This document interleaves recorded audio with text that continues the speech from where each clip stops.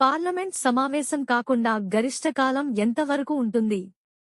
ఏ 6 నెలలు, బి 1 సంవత్సరం, సి 2 సంవత్సరాలు, డి 3 సంవత్సరాలు.